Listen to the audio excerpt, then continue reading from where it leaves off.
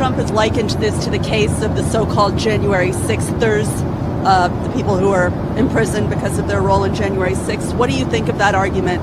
And do you think that that's a fair parallel, that he believes he shouldn't be? Today I'm going to talk about the pardon. We've been very clear about January 6th. The president has been clear about that. He's spoken to that many times before. What we believe in this particular case is what is unprecedented is the way that his son was singled out. Oh, what you know, Joe. Joe Concha, Fox News contributor. Well, Joe, hope you had a wonderful Thanksgiving. The news did not stop, though, while I was at least out for a week with the Hunter Biden pardon. Welcome back to the show. Want to know what you thought about the whole thing. You surprised? Oh, well, first of all, happy Thanksgiving. It was a great Thanksgiving. I'm in New Jersey, so like half my relatives are liberal. And when we did the prayer around the table, where everybody says something they're thankful for, I said, I'm just very thankful that Donald Trump survived those 2 assassination attempts so he could be our next president. Didn't that go over okay? And then a fork was thrown on my forehead, which I was able to duck, thankfully. So there you go. Did you stand up and say fight after the fork came? Shut up! That would have been good. But I wasn't hit, so it didn't have to equate the same thing. True. What do I think about it? I think that we now know, and you know my first book, right? Come on, man, the truth about Joe Biden's terrible, horrible, no good, very bad presidency. In researching that book, going all the way back to his time in law school, the conclusion I came out of that book with is that Joe Biden is a pathological liar. Even more than your average politician, by far. And this whole thing, he's just a nice man just looking out for his son. No, that's not it either. He's not a good person. So I think that this just exposes the hypocrisy of Democrats. I think if I got to read or hear one more time the no one is above the law line we're fed for the last 4 years during all this lawfare, nope, can't play that card anymore. So this plays right into Trump's hands.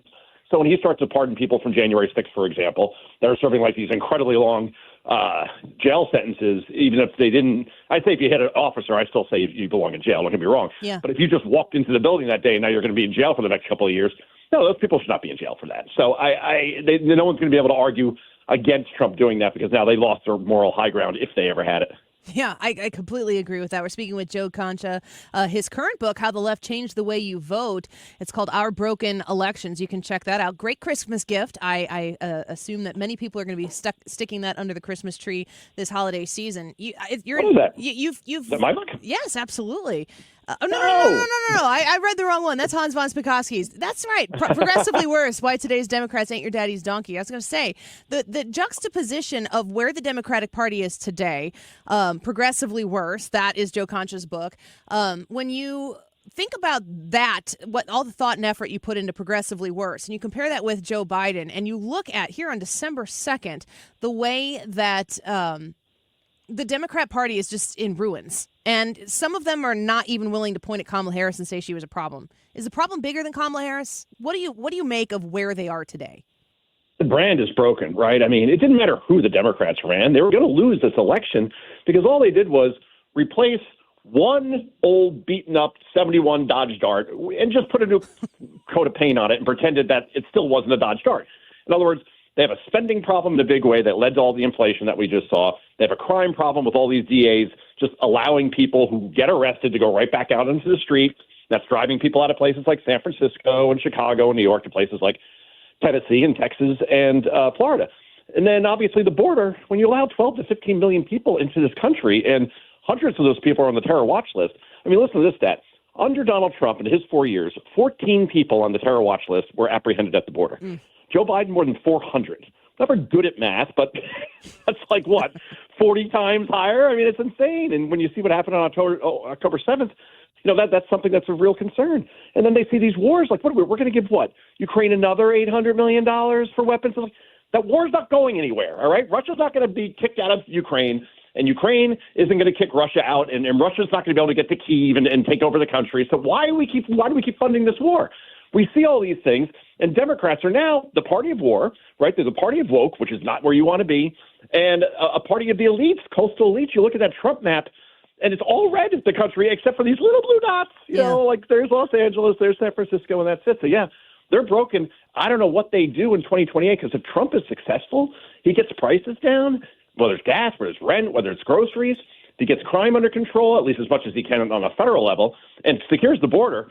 You tell me who they run, who's going to beat J.D. Vance, who is a great candidate. We've seen he can do interviews anytime, a great debater. They're in real trouble. This could be a generational win. I know, and so transformative. I've said this before, but for me, I'm 40 years old, so I was a Reagan baby. I would say many of the people who are my age, we were Reagan babies, but we're now Trump Republicans. They're different things, and the ability to watch government grow and grow and grow in our lifetimes. We came of age during September 11th. This is going to be a very, very stark fork in the road for people who are my age, who are looking a little bit forward to, retirement. We want to be able to live off of what we've saved. We want it to grow. Social Security, we're paying into it. We'd like to draw from it, I guess, someday. Donald Trump has a huge opportunity, but also responsibility to deliver on those things that he promised. Absolutely. And then that starts with cutting spending, right? And then you see, okay, well, how's he going to do that? Oh, he's going to take Elon Musk, who never voted Republican before, and Vivek Ramaswamy, a billionaire businessman like himself, and they're going to go in, and Ramaswamy is saying, he wants to cut 75% of the federal government. And we know what Musk did with Twitter. He cut 80% of the staff, and it's never run better, and it's never had higher traffic. So I believe Trump, based on his actions and who he's appointing to places like Doge, that he just created for government accountability, I think that's awesome. So, yeah, if you could finally keep that promise, again, I don't see what Democrats run on in 2028. You want to try that abortion thing again and try the fear-mongering around that, because that didn't work. And then it was Trump's the threat to democracy. That didn't work. So what's their platform and who is their coalition? Because when I was analyzing this election beforehand with you plenty of times and on Fox, I kept saying the same thing over and over again, but it bears repeating. If they don't have rank and file union, they don't have the kind of black support they need, Latino support they need, and young voters, they're screwed. I don't know where it comes from then at that point. Who votes for a Democrat when you lost those four parts to the stool, right? That's what I meant. Yeah. Joe Concha with us right now, Fox News contributor, author of Progressively Worse, Why Today's Democrats Ain't Your Daddy's Donkeys. Brad, I'm going to ask. Yeah, what? I'm just finishing my next book. Well, you have another one coming out? What do you do you sleep? No, not really. But this one wrote itself, trust me. I've been taking notes. Can you tell us the name? Since the beginning. The name is The Greatest Comeback Ever. Inside Donald Trump's big, beautiful campaign, unburdened by what has been. That's a story in and of itself. Just the title tells so much. Brad, I'm going to get an extra minute from you here if that's okay. But Joe, when you've assessed this arc, you talked to us in your first book, or at least in the Joe Biden book, about who this man was that was destroying the country, and then you've seen how the Democrat Party has shifted so dramatically left. I mean, did those first two books, is that the reason why you get to write the third one? Is that all part of the natural arc of things? See, you're never going to retire. You're just talking about retirement before. You're too good at this. That's a great question. By the way, you don't retire in radio? No, you just kind of expire? No. So you were told, and I'm very, very well aware of that. That's for sure. Yeah, this is true. Exactly. No, they've driven themselves to this point by forgetting who they were, the party for the working man and woman, right? And we talked about it. JFK was for tax cuts, and Jimmy Carter was pro-life. And Bill Clinton was for smaller government and balanced budgets, and Barack Obama was the deporter-in-chief. That was the label that he got from the left. Yep. They're not all those things anymore, so I don't know what they are. And who's their future? Did I see a story this weekend that AOC 2028? Oh, please do that. Yeah. You'll lose 400 electoral votes. I'm not joking. What's she going to do? You're going to go more to the left? That's your solution? Oh, please do that. For the love of God, I would pay to see that. Trust me. Last question before we let you go, Joe. When Joe Biden pardons Hunter Biden, 10 years, blanket, get out of jail free card for anything that happened in those 10 years. Did he do that for Hunter Biden, or are there going to be more beneficiaries? And how is the Democrat Party going to feel about it? Oh, I think there's a Jim Biden pardon that's coming next. I don't know what he did it for. One report that I saw was that Hunter Biden was threatening to write a book if he didn't get pardon, exposing everything about Joe. So he's like, oh, crap, I better do this. So who knows and who cares? We move on, and Trump just had the best month of his life. Yeah. That I do know. Amen to that. Joe Concha, thank you so much. Sorry I got your book wrong before, but I'll say it one more time.